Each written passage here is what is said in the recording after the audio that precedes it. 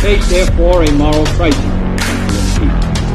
It cannot be met by repressive police action. Salam keadilan, Sobat Keadilan. Hari ini apa kabar semua? Bersama saya jumpa lagi Ketua Universitas Kaltim Fajri di LBH Beropini. Nah, kali ini kita beropini tentang berita yang ramai di media sosial beberapa hari lalu, yaitu mengenai ikut kampanye 7 ASN di Samarinda diduga langgar netralitas dari Kaltim Today 31 Oktober 2020. Kaltim Today, Samarinda, aparatur sipil negara atau ASN harus bersikap netral dan tidak memihak ke salah satu pasangan calon atau paslon yang bakal berlaga di Pilkada 9 Desember 2020 mendatang. Namun faktanya Bawaslu Samarinda menemukan dugaan sikap tidak netral yang dilakukan oleh 7 ASN.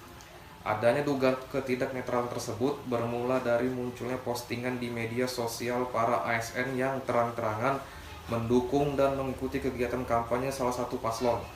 Pada Jumat sore lalu, Abdul Muin selaku Ketua Bawaslu Samarinda tak menampik dugaan pelanggaran tersebut.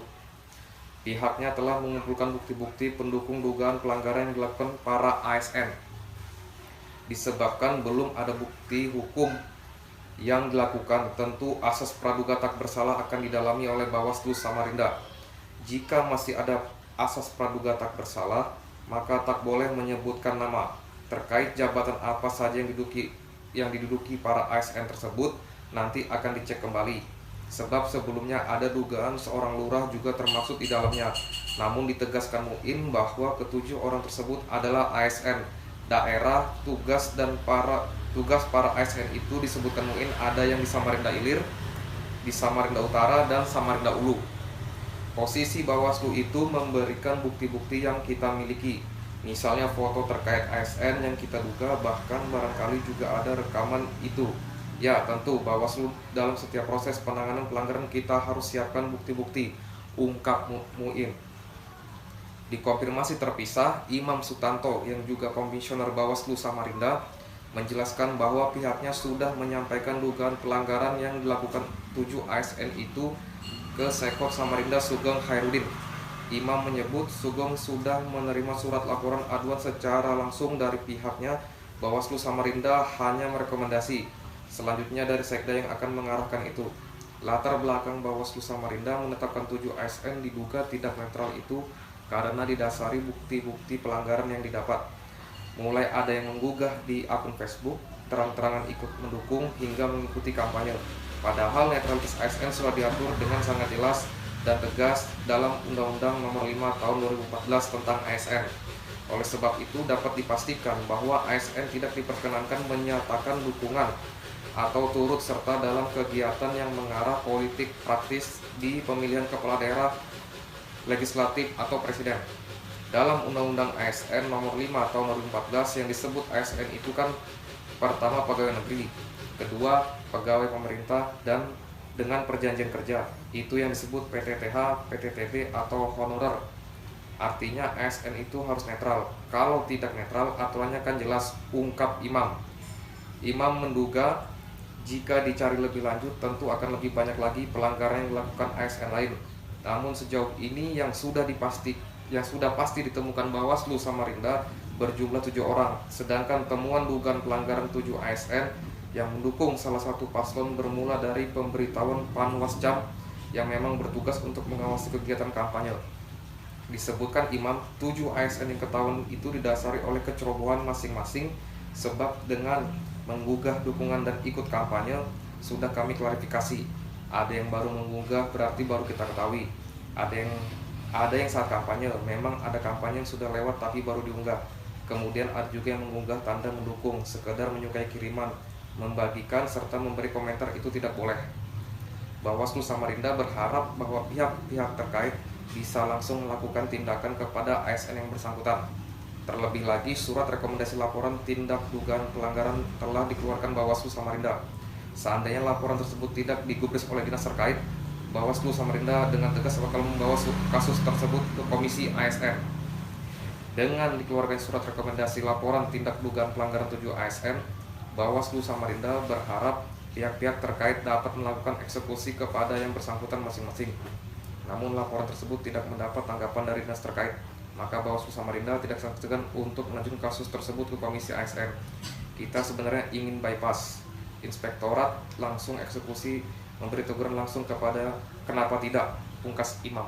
Ya, jadi itu ya sobat keadilan, ada dugaan pelanggaran 7 ASN yang ditemukan oleh Bawaslu Samarinda. Ya, ini sangat disayangkan sekali ya kawan-kawan ASN yang statusnya PNS ya. PNS itu pegawai negeri sipil honor, PTTH, PTTB itu tunduk kepada Undang-Undang ASN. Seperti tadi yang disebutkan dalam berita tadi saya bacakan, yaitu dalam pasal 2 huruf F ya, Undang-Undang nomor 4 tahun 2014, Undang-Undang nomor 5 tahun 2014 tentang ASN, itu ASN tidak boleh memihak kepada kepentingan siapapun ya, itu sangat jelas. Sedangkan dalam PP nomor 42 tahun 2004, PNS itu dilarang melakukan perbuatan yang mengarah pada keberpihakan salah satu calon paslon. Ya, dilarang itu ya misalnya saat tadi dikatakan menggugah di akun sosial media, Facebook umpamanya, Instagram atau apapun itu, mengomentari, menyebarluaskan foto, bahkan juga dilarang berfoto dengan salah satu paslon dengan simbol umpamanya 1, 2, 3 itu tidak boleh, dilarang ya. Nah, juga tidak boleh ikut dalam acara semacam seminar, menghadiri sebagai pemateri umpamanya, itu nggak boleh. Nah, terus ancamannya apa gitu loh. Nah, di ancamannya itu ya bisa hukuman disiplin ringan, yaitu bisa penundaan naik gaji berkala ya selama setahun, terus penundaan naik pangkat berkala selama setahun, terus penurunan pangkat setingkat lebih rendah selama setahun. Itu ancaman hukuman yang ringan. Kalau yang berat teman-teman ya, sobat keadilan, itu turun pangkat setingkat lebih rendah selama setahun, dipindahkan dalam rangka penurunan pangkat setingkat lebih rendah, artinya dimutasi gitu ya, turun pangkat tapi. Terus juga non-job, pembebasan dalam jabatan. Terus juga diberhentikan dengan hormat tanpa permintaan dari PNS tersebut. Nah, itu semua diatur di dalam PP nomor 53 tahun 2010 dan juga peraturan kepala BKN nomor 21 tahun 2010 ya. Jadi teman-teman yang berprofesi sebagai PNS ya saya sih berharap agar mengetahui peraturannya ya, tidak buta, tapi juga pemerintah daerah setempat atau instansi setempat juga mensosialisasikan nih agar lingkungan pegawainya tahu aturan itu tersebut gitu loh. Nah, terus terhadap pelanggaran itu gimana? Bisa juga dibentuk majelis kode etik di tingkat instansi umpamanya, atau di tingkat pemerintah daerah. Nah, nanti hasilnya seperti apa? Dia ya tadi tegurannya atau sanksinya berupa kode etik yang saya sampaikan tadi kawan-kawan. Memang secara pidana sih nggak ada, tapi secara etik ada ya. Turun pangkat kan lumayan setahun ya, atau non-job lumayan umpamanya kan, atau dimutasi ya.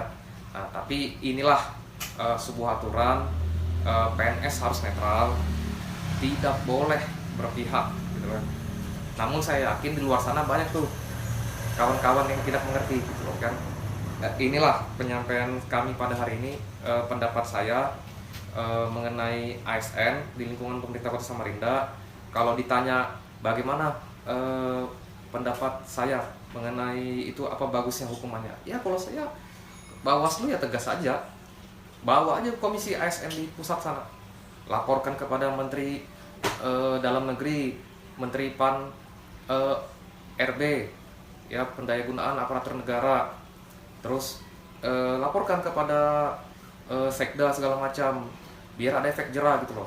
Nah, tapi selama ini masih bisa dibina ya silakan. Tapi tadi kalau katanya tidak ada respon juga dari instansi setempat, Kepala Dinas katakanlah, ya tindak tegas saja, biar tahu gitu loh gimana ya, bahwa aturan itu ada gitu loh. PNS itu tidak bisa serta-merta seenak-enaknya. Kalau kayak saya netral ya wajar, tapi kalau kayak kamu yang berproses sebagai PNS ya tunduk kepada sebuah aturan yang saya sebutkan tadi ya.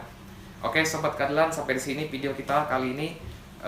Terus ikuti perkembangan video-video terbaru dari kami, LBH Beropini maupun Case Review. Dan jangan lupa like, subscribe, dan bunyikan loncengnya. Ting! Sampai jumpa. Salam keadilan.